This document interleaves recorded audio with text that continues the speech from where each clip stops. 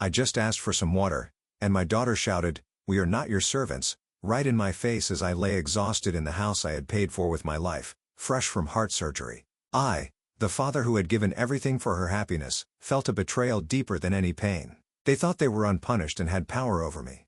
But then I said, "You have 72 hours to leave this house." You will not believe what happened next. Before we continue, please subscribe to the channel, and let us know where you're listening in the comments. "Could you bring me a glass of water?" The words left my mouth before I'd even settled into the armchair. 3 days in the hospital had left me parched in ways that went deeper than thirst. The surgical tape pulled at my chest with every breath, a constant reminder of what my heart had just endured. Haley froze in the kitchen doorway. Her expression shifted from mild annoyance to something colder. "Seriously? I just got home from the hospital." My voice sounded weaker than I intended. The drive had exhausted me more than I'd expected. And now even this simple conversation felt like climbing stairs. She crossed her arms. The gesture was sharp, deliberate. "We're not your servants." The words hit harder than any physical blow. I stared at my daughter, searching for some trace of the little girl who used to bring me dandelions from the yard. Nothing. Her face held the same expression she might use on a stranger asking for spare change. I spent 3 days in the hospital after heart surgery. Each word came out carefully measured, as if speaking too quickly might tear something inside me. "I'm asking for water." Keen didn't even look up from the television. The remote control rested in his lap like a scepter of indifference. Some game show blared laugh tracks while my request hung unanswered in the air between us. "The kitchen's right there." Haley gestured vaguely toward the sink, her wedding ring catching the afternoon light streaming through the window. "You've got legs." I gripped the armrests and pushed myself up. The surgical site screamed in protest, sending sharp ribbons of pain across my chest. My vision wavered for a moment, and I had to pause halfway between sitting and standing. The stitches felt like they might split apart, leaving me bleeding on the carpet of my own living room. "Easy there, Dad." Haley's voice carried no warmth. Just the kind of hollow concern people use when they don't want to appear completely heartless. "Don't want you falling and making even more work for us." More work, as if caring for the man who'd raised her with some unwelcome burden that had been thrust upon her. I thought about all the glasses of water I'd brought her during childhood fevers. All the midnight comfort when nightmares had stolen her sleep. Those memories felt like they belonged to someone else's life. My legs shook as I took the first step toward the kitchen. Each movement sent jolts through my torso, but I refused to sit back down. Not now. Not when the truth was spreading across my vision like spilled ink on white paper. "This is ridiculous." Keon finally spoke, his eyes still fixed on the screen, acting like he's dying or something. "It was just a little heart procedure." Little procedure. I'd flatlined twice on the operating table, but apparently, that qualified as little in their world. The surgeon had explained the complications, the close calls, the miracle that I was even walking around. None of that seemed to register with the two people who should have cared most. The kitchen felt miles away instead of just across the room. Each step was a negotiation between my will and my body's limitations. Behind me, I could hear Haley's exasperated sigh, the kind she used to reserve for traffic jams and long grocery store lines. "Next thing you know, he'll want us to cook his meals too," she muttered to Keon. "Don't give him ideas." Keon's chuckle was dry, empty of any real humor. I reached the counter and gripped its edge. The cool surface steadied me while I processed what I'd just heard. These weren't temporary frustrations or stress-induced comments. This was who they really were when they thought I couldn't hear. Or maybe they simply didn't care if I could. The glass trembled in my hand as I filled it from the tap. Water had never tasted so bitter, even though it was just ordinary water from the same faucet I'd used for 20 years. Everything was the same, yet nothing would ever be the same again. When I turned around, they were both watching me with expressions that mixed impatience with barely concealed disgust. My own daughter looked at me like I was some inconvenient stranger who had wandered into her house uninvited. The glass felt heavy in my hand, not from its weight, but from the weight of understanding that was settling into my bones like winter cold. I'd built this house with my own hands, paid for their education, their wedding, their car payments. I'd given them everything I had, and they couldn't even bring me water after heart surgery. I walked back to my chair slowly, deliberately, not because the pain demanded it, though it did, but because I needed time to think, time to plan, time to decide what kind of man I was going to be for whatever years I had left. The afternoon sun slanted lower through the windows, casting longer shadows across the room. Somewhere in those shadows, something was beginning to take shape. Something that would make them understand exactly what they'd lost when they decided I wasn't worth basic human kindness.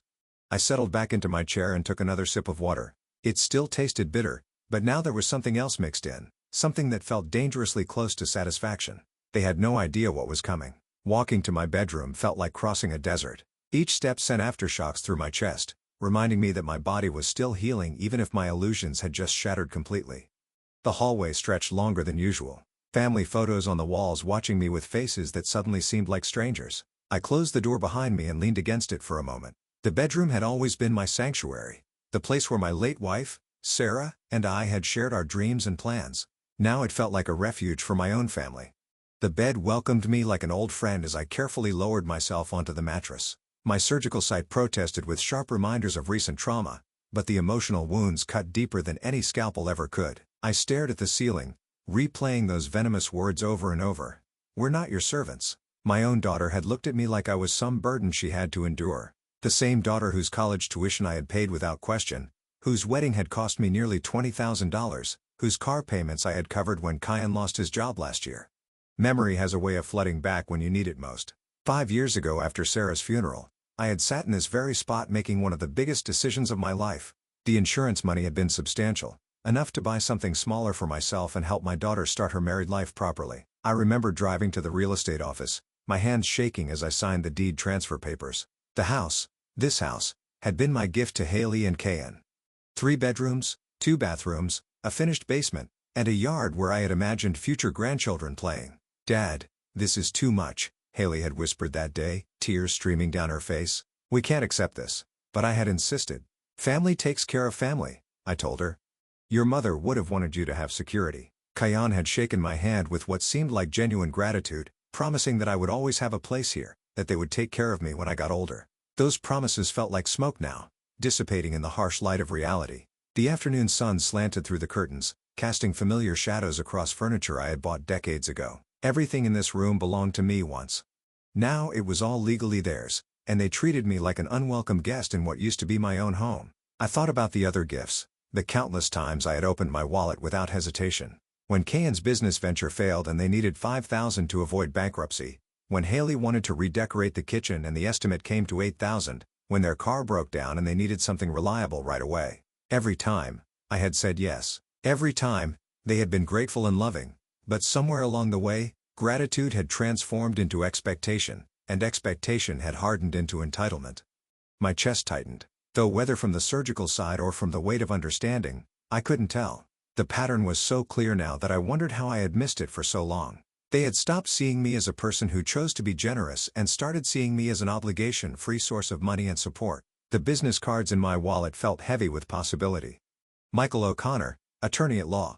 I had used him for the house transfer and other legal matters over the years, a good man who understood family dynamics and financial planning. Sitting up took effort, but the decision was forming in my mind like storm clouds gathering on a clear day. I reached for the nightstand where I kept my address book, my fingers moving with more purpose than they had felt in days. There were options I hadn't considered before, legal options that might help them understand the true value of what they had taken for granted. Saturday morning arrived with the kind of clarity that only comes after a sleepless night of decision-making. I had called Michael O'Connor at 8 sharp, apologizing for the weekend disruption, but explaining that I needed urgent consultation on a family matter. His voice carried the same steady professionalism I remembered from our previous dealings. "Of course, Mr. Richardson, given everything you've been through with your surgery, I can be there by 10. Haley and Kyan had left for their weekly shopping routine around 9:30. Their departure accompanied by the usual symphony of car doors and casual conversation that suggested nothing had changed in their world. Perfect timing. Michael arrived precisely at 10, carrying the same worn leather briefcase he'd brought to every meeting over the past decade. His gray suit spoke of weekend sacrifice made without complaint, and his firm handshake reminded me why I had chosen him for important matters. "Please sit wherever you're comfortable." I gestured toward the living room, grateful that my physical strength had returned enough to handle business properly. He settled into the chair across from mine, opening his briefcase with practiced efficiency. "You mentioned family concerns on the phone. How can I help?" I had rehearsed this moment during my wakeful hours, choosing words that would convey necessity without revealing too much emotion. "I need to review the legal standing of the house gift I made to my daughter 5 years ago. Specifically, what options might exist if circumstances have changed significantly." Michael's eyebrows lifted slightly, but his expression remained professionally neutral. "The property transferred to Haley, correct? Let me pull those files." Documents rustled as he arranged papers across my coffee table. The deed transfer, gift documentation, tax forms, all the paperwork that had seemed so straightforward when love and generosity guided my decisions. Now they looked different, like maps to territories I hadn't known existed. The house is completely yours, Mr. Richardson. His words stopped me mid-thought. Excuse me. Legally speaking, you retain full ownership rights. Michael's finger traced across a specific paragraph in the deed document. The transfer was structured as a conditional gift with reversionary provisions, standard practice for family property transfers, actually. My heart rate increased, though whether from the surgery's lingering effects or sudden hope, I couldn't determine. What does that mean exactly? It means that while Haley holds title, the property reverts to you automatically under certain specified conditions. He turned the document toward me, pointing to dense legal text I had signed but never fully understood. Material change in circumstances, failure to provide agreed-upon care or housing or breach of family obligations. The words swam before my eyes as their implications crystallized. 5 years ago, Michael had insisted on these protections, explaining them as standard safeguards that I had barely listened to in my eagerness to provide for my daughter's future. How quickly could such a reversion take effect? I asked, surprised by the steadiness in my own voice with proper documentation of changed circumstances 30 days from filing notice. Michael's tone remained matter-of-fact as if we were discussing tax preparation rather than reclaiming my life. You would need to demonstrate material breach of the original gift conditions. I thought about yesterday's confrontation, about months of increasingly entitled behavior, about becoming a stranger in my own home. Material breach seemed like an understatement. What kind of documentation would be required? Witness statements, evidence of changed circumstances, documentation of breached agreements. Michael gathered the papers into a neat stack, though I should mention this would require careful consideration. Family property disputes can have lasting consequences. Through the window, I could see Mrs. Henderson from next door working in her garden. Normal Saturday morning activities continuing while my world quietly shifted on its axis. The house felt different now, knowing that it was still legally mine, that I wasn't as powerless as I had believed. What would the timeline look like for gathering such documentation? That depends on what evidence exists and how quickly you want to proceed. Michael closed his briefcase, but left the documents within my reach. Are we talking about immediate action? Or are you exploring options for future consideration? The question hung between us like a bridge I hadn't yet decided to cross. In the distance, I could hear the familiar sound of a car approaching, probably too early for Haley and Kyon's return, but it reminded me that my time for private planning had limits. I think, I said carefully, that I need to test whether the current situation might improve before making any irreversible decisions. Michael nodded with the wisdom of someone who had guided other families through similar crossroads. That sounds prudent. Perhaps we should discuss what that test might look like. Evening brought the familiar sound of car doors slamming and shopping bags rustling. I positioned myself near the kitchen sink, timing my presence to appear natural when they entered. The afternoon had been spent processing Michael's revelations, and now I felt ready to conduct my experiment. Haley pushed through the front door first, arms loaded with department store bags. Her designer sunglasses caught the hallway light as she kicked off her shoes with practiced indifference. Kay-Ann followed, juggling car keys and what looked like takeout containers. "How was your day out?" I asked, keeping my voice genuinely interested. "Fine." Haley's response carried the same dismissive tone I remembered from yesterday, but now I heard it differently. Not as a daughter's casual reply, but as evidence for a legal file. They moved through the living room toward the kitchen, and I waited until they had settled their belongings before making my request. Strategic timing mattered for this test. "Could you grab me a glass of water while you're up?" The question stopped Haley mid-motion as she reached for her purse. Her expression shifted from neutral to annoyed in the space of a heartbeat. "Can't you get up yourself?" Perfect. Almost exactly the same reaction as yesterday, but now I was prepared to push further. "I'm still recovering from surgery. It would really help." Keen looked up from his phone with visible irritation. "You walked to the kitchen just fine. What's the big deal about walking a few more steps?" I maintained my calm tone, though internally, I was cataloging every cruel word for Michael's documentation. "I was hoping you might show a little consideration for your father who just had heart surgery." Enough of this drama. Keen's voice carried the edge of someone whose convenience had been threatened. "You're not an invalid. Stop acting like one." Haley nodded in agreement, her wedding ring glinting as she gestured dismissively.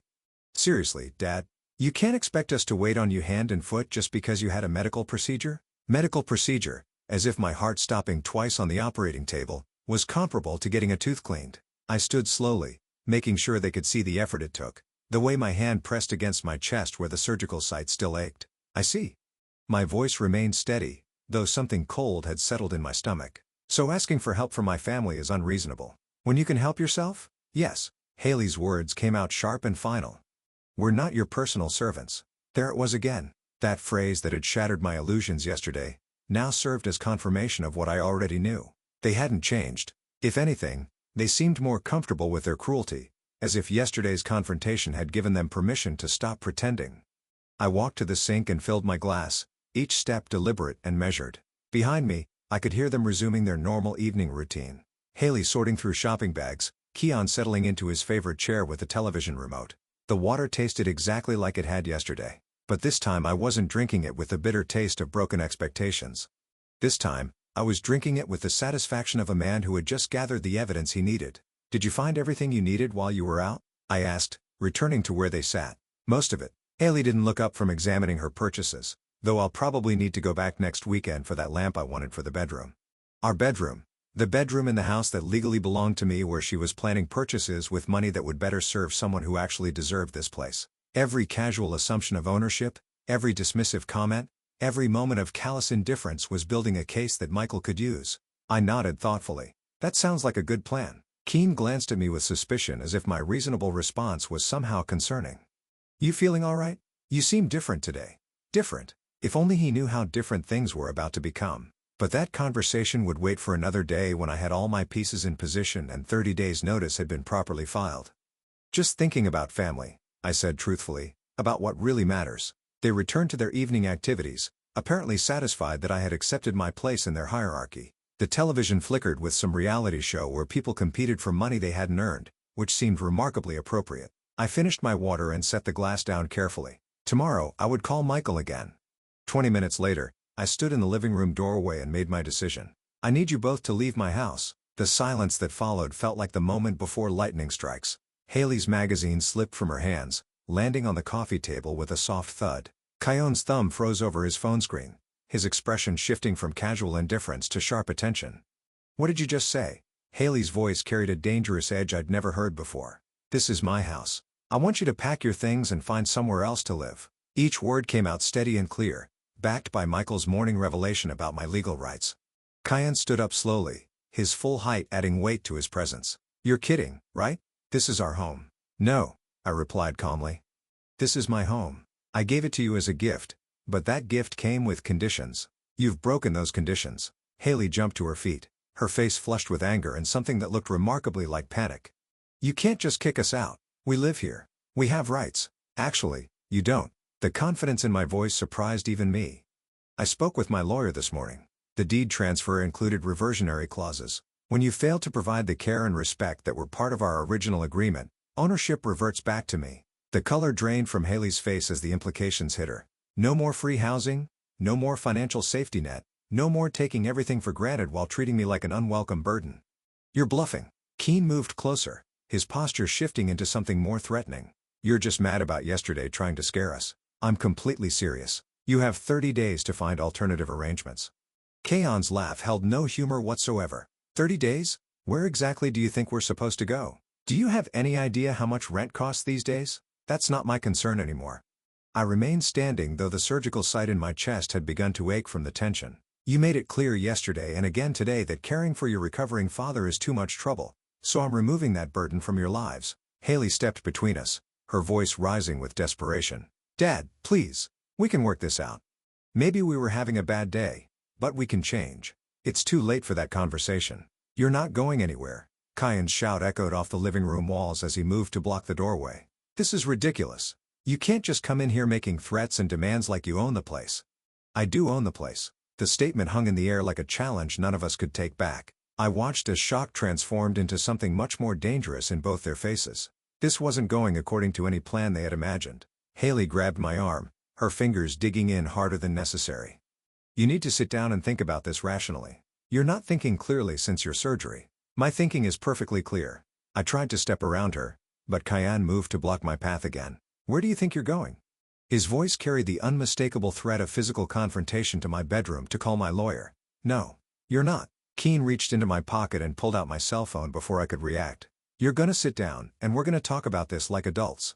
My heart rate spiked, sending sharp reminders through my chest that my body wasn't ready for this kind of stress. "Give me my phone back." "When you start making sense." Haley positioned herself on my other side, and I realized with growing alarm that they were coordinating their movements to control mine. "This is insane." "You can't just can't what?" Keon interrupted. "Can't protect our family from your crazy old man threats. Can't make sure you don't do something you'll regret later." They guided me toward the hallway, their grip firm, but not quite painful. Yet, my surgical recovery had left me weaker than I wanted to admit, and fighting both of them simultaneously was beyond my current physical capabilities. "You're making a serious mistake," I warned as they steered me toward my bedroom. "The only mistake," Haley said, pushing open the bedroom door, "is letting you get this worked up over nothing." They guided me inside and pocketed my phone with the satisfied expression of someone who had just solved a complicated problem. "We'll talk about this tomorrow when you've calmed down," Haley announced. The bedroom door closed with a decisive click, followed by the unmistakable sound of the lock turning from the outside. 30 minutes of testing the door handle and examining the window had confirmed what I already suspected. I was thoroughly trapped. The lock held firm, and the window, while it opened, led to a 15-foot drop onto concrete. My surgical recovery made such an escape impossible, even if desperation might have otherwise driven me to attempt it, but the window offered something else entirely. Joshua Palmer was in his backyard, coiling up a garden hose as the evening light faded into that perfect suburban twilight. I had known Joshua for 3 years, ever since he'd moved in next door.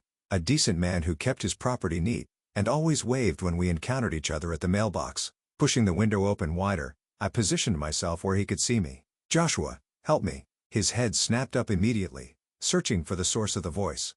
When his eyes found mine in the bedroom window, his expression shifted from confusion to concern in a heartbeat. "Peter, what's wrong?" He dropped the hose and moved closer to the fence line between our properties. "I need you to call the police." The words felt strange coming out of my mouth, but the situation had moved far beyond family disputes. "My daughter and her husband have locked me in this room and taken my phone." Joshua's face transformed into something I had never seen before. A mix of alarm and disbelief that told me he was processing information that didn't fit his understanding of normal neighborhood problems. "Are you hurt? Do you need an ambulance?" "No ambulance. Just police. I'm recovering from heart surgery, and they're using that to control me physically." I kept my voice steady, knowing that panic would make him less likely to take effective action. He was already reaching for his cell phone. "Hold on, Peter. I'm calling right now." Relief flooded through me as I watched him dial. This was working. Help was actually coming. 911. "What's your emergency?" I could hear the dispatcher's voice clearly through his speaker. "I need police at." Joshua looked up at me questioningly. 4715 Maple Street, I called down. "Tell them it's a family dispute involving unlawful confinement of an elderly man." Joshua repeated the information, adding details about my medical condition and the locked door situation. The dispatcher asked several follow-up questions, and Joshua looked to me for answers about whether I was in immediate physical danger and how long this had been going on. "Officers are being dispatched," the dispatcher finally announced. "Estimated arrival time is 8 to 10 minutes.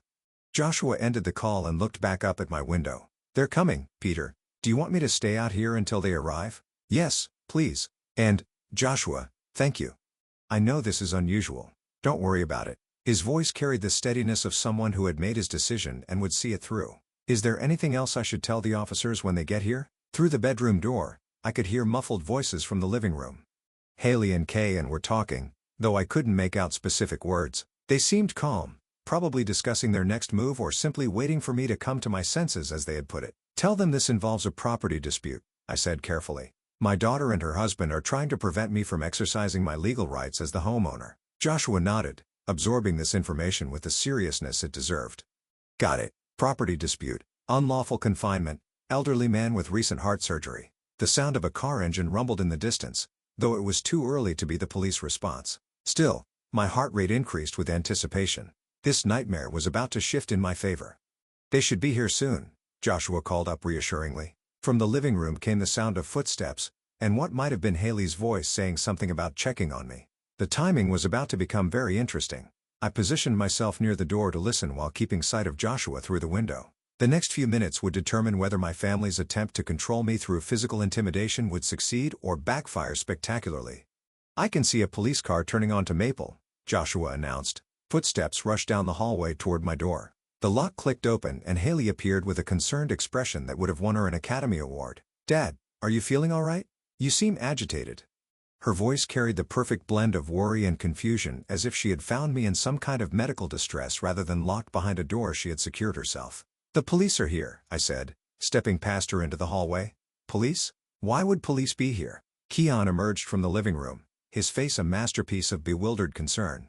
"Did something happen?" Before I could respond, the doorbell rang. Haley immediately took my arm, guiding me toward the front door with the gentle touch of a devoted daughter, helping her fragile father. "Let me get that," she said, opening the door to reveal two officers, a man and woman in their 30s, both carrying the professional demeanor that comes with years of domestic calls. "Good evening. I'm Officer Edward. This is Officer Chloe. We received a call about a family dispute." "There must be some mistake," Haley said, her voice perfectly pitched with confusion. "We're just having a quiet evening at home. My father just had heart surgery, so we're being very careful with him." I stepped forward. "Officers, I called you through my neighbor because my daughter and her husband locked me in my bedroom and confiscated my phone." Officer Chloe's eyes moved between us, noting the body language and positioning. "Sir, can you tell us exactly what happened tonight?" "They physically forced me into my bedroom and locked the door from the outside when I told them they needed to leave my house." Each word came out clear and deliberate. Haley's hand flew to her chest in apparent shock. "Dad, that's not what happened at all. You were feeling dizzy and confused, so we helped you to your room to rest. The door wasn't locked. You were just having trouble with the handle." "The door was definitely locked," I insisted. Kion moved closer, positioning himself supportively near Haley. "Mr. Richardson has been having some confusion since his surgery last week. The anesthesia can affect elderly patients for days afterward. We've been trying to help him, but he's been making accusations that don't make sense." Officer Edward pulled out a notebook. "Sir, when did you have this surgery?" "Monday. But I'm not confused. They locked me in that room because I told them to leave my house." "Dad is just confused after the anesthesia," Haley said, her voice carrying the patient tone of someone dealing with a difficult medical situation. "He's been saying strange things all day. We love him, and we're trying to take care of him, but it's been challenging." Officer Chloe looked around the living room, which appeared completely normal. No signs of struggle, no evidence of the confrontation that had taken place an hour earlier. "Mr. Richardson, do you feel safe in this house? Not when they lock me in rooms and take my phone?" "We didn't take your phone, Dad." Haley reached into her pocket and produced my cell phone. "You left it on the kitchen counter. We were charging it for you." The smooth delivery of that lie stunned me. She handed the phone to Officer Edward, who examined it briefly before returning it to me. "Mr. Richardson, have you been taking any pain medications since your surgery?" "Some, but I'm not confused or delusional." My voice carried increasing frustration as I realized how this was playing out. Officer Edward glanced at his partner. "Ma'am, has your father been exhibiting any other signs of confusion or disorientation?" Haley nodded sadly. "He keeps insisting this is his house and that he wants us to leave, but we live here. We take care of him. This afternoon, he was demanding we bring him water and getting very upset when we suggested he could get it himself because I just had heart surgery." "We know, Dad." Kion's voice was gentle understanding, but the doctor said light activity was good for your recovery. "We're just trying to follow medical advice." Officer Chloe took notes as she observed our conversation. "Mr. Richardson, do you remember what you said to your neighbor tonight?" "Yes, because they had locked me in my room." "He was confused about the door handle," Haley explained. "The bedroom door sticks sometimes, especially for someone who's not at full strength yet." The officers exchanged a look that told me everything I needed to know about how this was going to end. They saw an elderly man recovering from major surgery, possibly confused by medication, making accusations against family members who appeared concerned and caring. "Folks, it seems like there might be some misunderstanding here related to post-surgical recovery," Officer Edwards said diplomatically. "Mr. Richardson, if you feel unsafe or need help, you can always call us. But right now, I don't see evidence of any crime being committed." They stayed for another 10 minutes asking basic questions and taking notes, but the outcome was predetermined from the moment Haley produced my phone and blamed everything on surgical confusion. After the officers left, the house fell into an ominous quiet. Haley and Kion stood near the front door, their expressions transforming back to the cold calculation I had seen earlier. "That was a very stupid thing to do," Kion said, his voice carrying a threat that the officers had never heard. "They locked me in my bedroom again, but this time they took everything from me, from my phone to my documents. The 90 minutes I spent in that bedroom gave me time to think, and my thoughts led me to a decision that my body would probably not like. The window beckoned me like a challenge I couldn't ignore. 15 feet to the ground. For a healthy person, it would be doable. But for someone who had undergone heart surgery 5 days ago, it could end in disaster. But remaining imprisoned in my own home seemed a worse fate than risking a fall. I opened the window as wide as possible, studying the fall. The landscape below offered some mercy. A flower bed with soft soil rather than concrete pavement. Small blessings for desperate people. From my daughter and her husband's room came the sounds of television, laughter and casual conversation. Haley and Kaylin settled into their evening routine, confident that their performance in front of the police had solved the problem once and for all. That confidence would work to my advantage. Climbing out the window requires core strength, which heart surgery temporarily robs you of. Every movement sent sharp reminders through my chest, but the humiliation of being outsmarted by my own family burned hotter than any physical pain. I pushed one leg through the opening, then the other until I sat on the windowsill like an elderly burglar planning the most pathetic robbery in the world. The ground seemed farther away from this angle, and I wondered briefly if despair always felt like this, like standing on the edge of something with no good options. The fall shook every bone in my body when I finally let go. Pain shot through the surgical incision like electricity, and for a moment, I lay motionless in the flower bed waiting to see if anything important had torn. When no immediate disaster announced itself, I struggled to my feet and brushed the soil off my clothes. Moving around the perimeter of the house required stealth that I hadn't needed since playing hide-and-seek as a child. Every step had to be calculated to avoid the gravel path and the motion sensor near the garage. The familiar landscape of my own property had turned into an obstacle course. At the front door, I crouched down carefully and lifted the doormat. The spare key was exactly where I had put it 3 years ago, a simple precaution that now seemed providential. My fingers trembled slightly as I inserted it into the lock. Whether from tension or excitement, I couldn't tell. The door opened silently on the hinges I had oiled myself last month. Inside, the house felt different than it had an hour ago.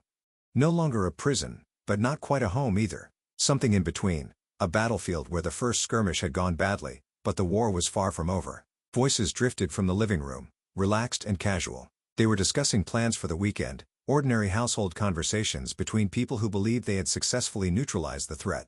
The irony would have been funny if it weren't so outrageous. I carefully made my way to my bedroom, avoiding the creaky floorboards and direct view from the living room.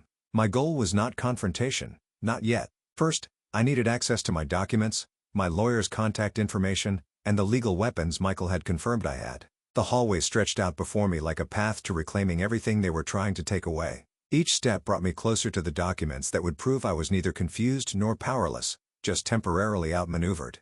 In the living room lay the details of the deed, Michael's business card, and the detailed notes I had taken during our morning consultation. With these tools and my newfound mobility, the game could begin again, this time with different rules and a player who understood exactly what he was fighting for.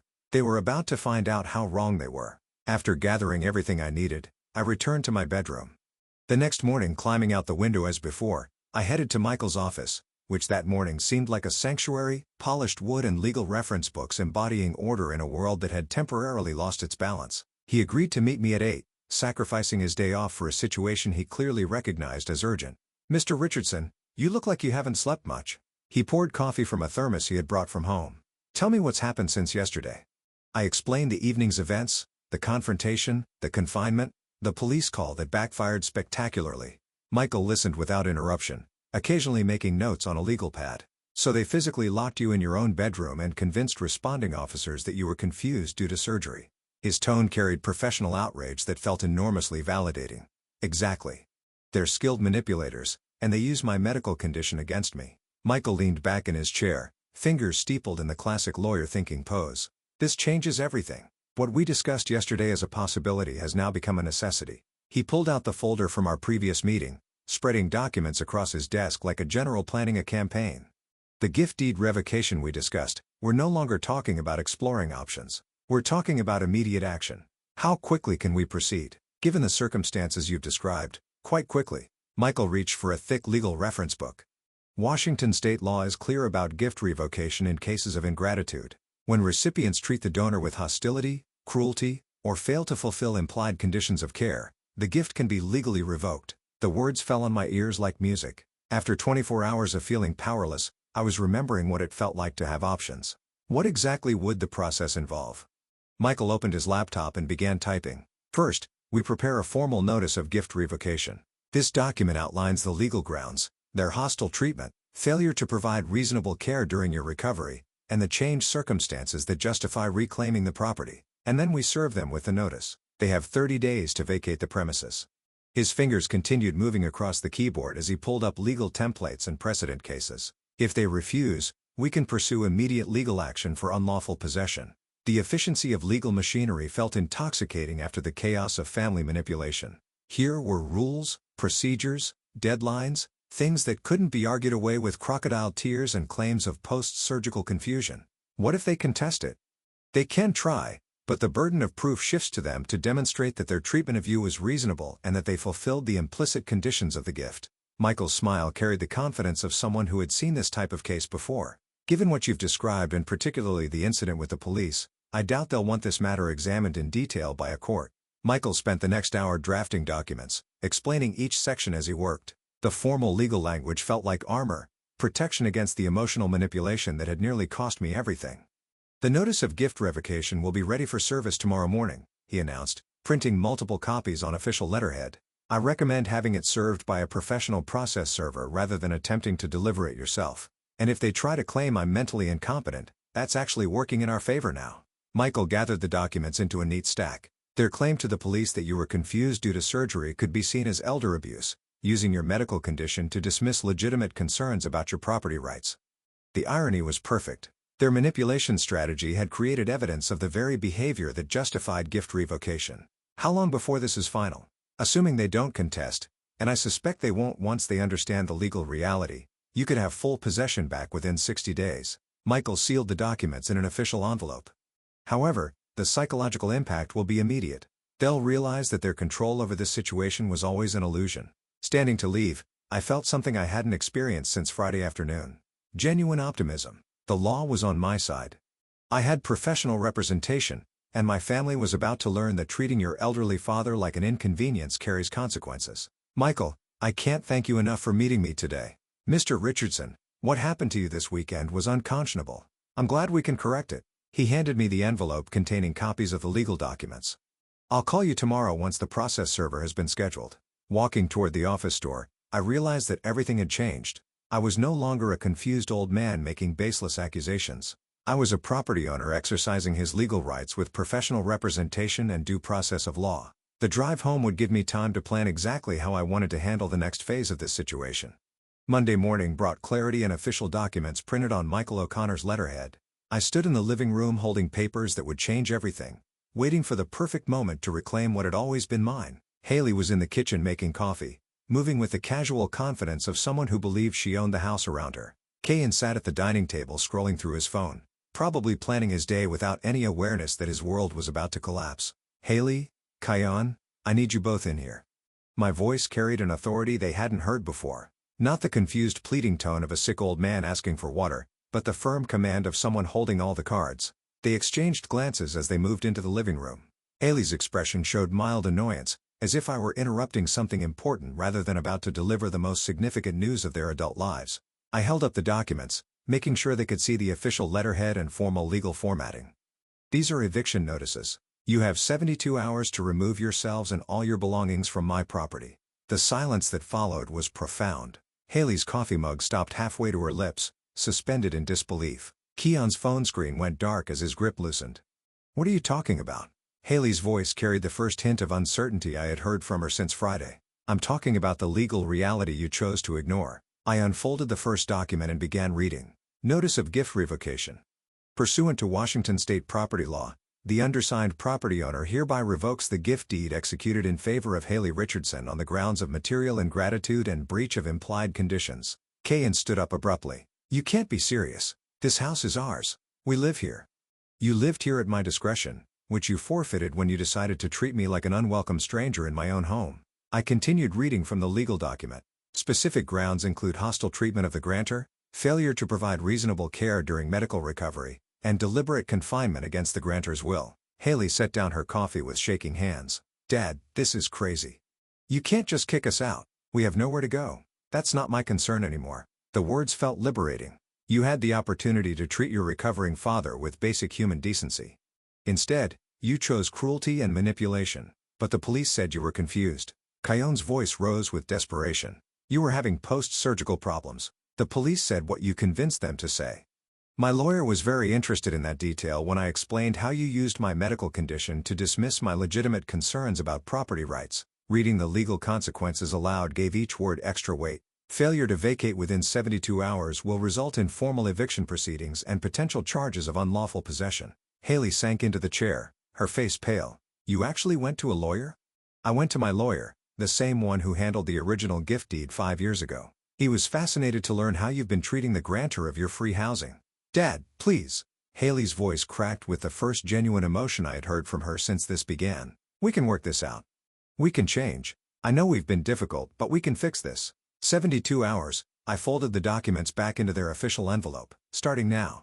Keen moved closer, his posture aggressive. You think you can just threaten us? After everything we've done for you? Everything you've done for me? The irony was breathtaking. You locked me in a bedroom and convinced police officers I was mentally incompetent. Exactly what have you done for me? We let you live here, Haley protested. You let me live in my own house. I placed the legal documents on the coffee table where they couldn't ignore them. The house I bought with my own money and gave to you as a gift, thinking you would provide the love and care that justified such generosity. The room fell quiet, except for the sound of Haley's increasingly rapid breathing. The papers sat between us like a bridge they couldn't cross, separating their old world of entitlement from the new reality of consequences. Where are we supposed to go? Keen asked, his voice smaller now. That's something you should have considered before deciding I wasn't worth basic human kindness. I moved toward the hallway, leaving them to process their new circumstances. 72 hours. The clock is ticking. Behind me, I could hear Haley beginning to cry, and Keen's voice rising as he started making urgent phone calls. The sound of their panic was the sweetest music I had heard in years, but I wasn't finished with him yet. They still didn't understand the full scope of what they had lost or why this house had meant so much to me in the first place. Tuesday afternoon found us sitting around the kitchen table like a family again, though the dynamic had shifted completely since Monday morning. Haley's eyes were red from crying, and Ken looked like he hadn't slept in 2 days. The eviction notice lay between us like a ticking bomb. Dad, please. Haley's voice carried a desperation I had never heard before. We know we made mistakes. We know we treated you badly, but we can change. We can be the family you deserve. I sat quietly, letting her words fill the space between us. On the table in front of me lay a manila folder I had retrieved from my filing cabinet that morning, documents they had never seen before. We were stressed about your surgery, Keon added, leaning forward earnestly. We didn't handle it well, but that doesn't mean we don't love you. This is our home. Our family. Your home? I repeated thoughtfully. Tell me, Haley, do you remember how I was able to buy this house? She wiped her eyes with a tissue. You said you had saved money from your contracting business. That's partially true, but where do you think the down payment came from? A house this size in this neighborhood that required substantial money up front. Haley and Kion exchanged glances. I don't know. Your savings? I opened the manila folder and spread several documents across the table. Official letterhead from Northwestern Mutual Life Insurance Company. Death certificates. Beneficiary claim forms, all dated 5 years ago. This house was bought with an insurance money from your mother's death. The silence that followed was absolute. Haley stared at the papers as if they were written in a foreign language. Her face went through several expressions: confusion, disbelief, and then a dawning horror that was painful to watch. The life insurance policy your mother maintained for 20 years specifically to provide security for our family. I pointed to the beneficiary designation form, $350,000, paid out 6 months after the funeral. Haley's hands trembled as she picked up the insurance documents. But you said, you never told me. I didn't tell you because I didn't want you to feel guilty about living in a house that your mother's death had purchased. I wanted you to see it as a gift from a loving father, not as something bought with tragedy. Keen reached over to read the papers over Haley's shoulder. I don't understand. Why are you telling us this now? Because I want you to understand exactly what you've done. My voice remained calm, but each word carried the weight of 5 years of grief and planning.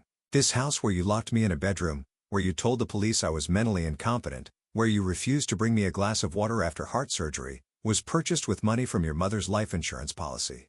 Haley made a sound that was part sob, part gasp. The insurance papers slipped from her fingers and scattered across the table. She died believing she was providing security for our family.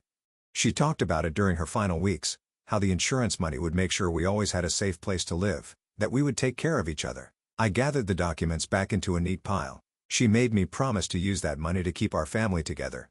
Dad, I didn't know. Haley's voice broke completely. You didn't know because I protected you from that knowledge, just like your mother protected us with that insurance policy. Just like I protected you by giving you this house as a gift instead of telling you it was purchased with your mother's sacrifice. Keon put his arm around Haley as she began to cry in earnest. We can fix this. We can honor her memory properly. Can you? I asked quietly. Can you undo treating me like an unwelcome stranger in a house that your mother's death provided? Can you take back telling police officers that I was confused and incompetent in the home she intended as our family sanctuary? Haley looked up at me with tears streaming down her face. I'm so sorry. I'm so incredibly sorry. I had no idea. Your mother would be heartbroken to know that the house she thought would bring our family together became the place where her daughter chose cruelty over compassion. I stood up from the table, leaving the insurance documents where they lay. She would be devastated to learn that her final gift to our family was used as a weapon against the father she loved. The weight of moral reality settled over them like a heavy blanket. This wasn't just about legal ownership or family disputes anymore. This was about violating the sacred trust of a woman who had died believing her sacrifice would protect the people she loved most. "What can we do?" Haley whispered. "How can we make this right?" I looked at my daughter, my broken, desperate daughter who had finally understood the full scope of what she had lost, and felt something that might have been pity mixed with the satisfaction of justice finally served. "You have 44 hours, I said simply. Thursday afternoon brought the sound of cardboard boxes being taped shut and furniture being moved across hardwood floors. I sat in my recliner watching Haley and Kion work with the quiet efficiency of people who had finally accepted their fate. The past 50 hours had transformed them completely. Gone was the arrogance, the entitlement, the casual cruelty that had defined our relationship since my surgery. In its place was something I had never seen from them before. Genuine remorse mixed with the hollow exhaustion of people who had learned what it meant to lose everything. Kion carried the last of their boxes through the living room, avoiding my eyes as he had for the past 2 days. Haley followed with a suitcase, her movements careful and deliberate, as if she were walking through a house that might collapse at any moment. "That's everything from upstairs," she said quietly, setting the suitcase near the front door with the rest of their belongings. I nodded but didn't speak. There wasn't much left to say that hadn't already been said Tuesday afternoon when the insurance papers had shattered their world into pieces they couldn't put back together. The house keys lay on the coffee table between us, still attached to the keychain Haley had bought when I first gave her the house 5 years ago, a little silver charm that read "Home Sweet Home." Ironic now, considering how sweet this home had proven not to be for the man who had made it possible. "Dad," Haley said, approaching my chair with the hesitant steps of someone who wasn't sure they had the right to speak, "I need you to know that I understand what we did." What I did. I looked up at her. My daughter who had spent the last 72 hours coming to terms with the fact that she had been cruel to her father in a house that her mother's death had purchased for their family's security. "I know you do," I replied. Kion appeared in the doorway, car keys in his hand. "Everything's loaded. We're ready to go." Haley picked up the house keys from the coffee table, holding them for a moment as if they weighed more than metal and plastic had any right to weigh. When she handed them to me, her fingers trembled slightly. "These belong to you," she whispered. The keys felt warm in my palm, though whether from Haley's touch or from the symbolic weight of reclaimed ownership, I couldn't tell. "They always did." She nodded, understanding the deeper truth in those words. This house had always been mine. Legally, morally, and in every way that mattered, she had simply been allowed to live here through my generosity. A generosity she had repaid with contempt and cruelty. "I'm sorry about Mom," she said, her voice breaking slightly. "I'm sorry we dishonored her memory in the house she provided for us." "Your mother would have wanted you to treat me with love and respect," I said calmly. "She would have been heartbroken to see what you chose instead." Kion stepped forward, extending his hand toward me. "Mr. Richardson, I want you to know that I take full responsibility for my part in this. I supported Haley's behavior, and I participated in treating you badly. That was wrong." I shook his hand briefly. "Now you know what it means to lose a home." The words carried the weight of perfect justice. They had made me feel unwelcome in my own house, had treated me like a burden in the place where I should have felt most secure. Now they would learn what it felt like to be homeless, to have no place that was truly theirs. They walked toward the door together, Haley pausing at the threshold to look back one final time. "Will you ever forgive us?" "That's not the question you should be asking," I replied. "The question is whether you'll remember this lesson well enough to treat the next person with the kindness you should have shown me." The door closed behind them with the soft click of finality. Through the window, I watched them load their remaining belongings into their car and drive away from the property that would never again be their home. Silence settled over the house like a comfortable blanket. For the first time in almost a week, I was alone in my own home without the weight of family tension or the threat of being treated like an unwelcome stranger in my own domain. I looked down at the keys in my hand, then at the insurance papers still scattered across the coffee table. Sarah would have been proud to see justice finally served, to know that her sacrifice had ultimately protected the family she had loved, even if it had taken longer than anyone might have expected. Walking through the rooms of my house, truly my house again, I felt something I hadn't experienced since before my surgery: peace. Not the peace of revenge, but the deeper satisfaction of justice properly served and lessons properly learned.